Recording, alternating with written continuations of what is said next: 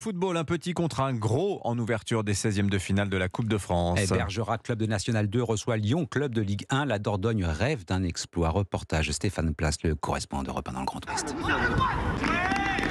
Derniers entraînements avant d'affronter l'OL sous les regards attentifs de Georges et Gérard, fidèles supporters du Bergerac Périgord Football Club. À Lyon, il y a des cadors. Il faudra que nos garçons aient beaucoup de lucidité par moment. C'est motivant pour des joueurs de National 2 de rencontrer des Ligue 1 et ça les transcende. On peut tout espérer. Mamadou Kamissoko est défenseur dans cette équipe de Bergerac qui évolue en National 2. Franchement, c'est magnifique. C'est sûr qu'il y a un écart, mais aujourd'hui, le football entre guillemets amateur, semi-amateur, il se rapproche de plus en plus du niveau pro. On s'entraîne tous les jours. Il y a 10 ans, en CF1 ou en N2, ça s'entraînait à 18h, les gens ils bossaient. On a moins de pression qu'eux. En face, ils ont interdiction de perdre. Et pour l'entraîneur bergeracois Yassine Azahaf, la victoire est possible. L'avantage, c'est que quand tu es entraîneur, tu n'as pas besoin de les motiver sur ce match-là. J'ai des garçons qui, je le sens depuis le début de la semaine, sont prêts à grimper aux arbres. Donc il faut être calme, il faut jouer avec sa tête, parce que sinon on peut passer au travers d'un rendez-vous pareil. Il ne faut pas être inhibé par cette émotion. Bergerac Olympique Lyonnais, le match devrait se tenir tout à l'heure devant un peu plus de 10 000 spectateurs.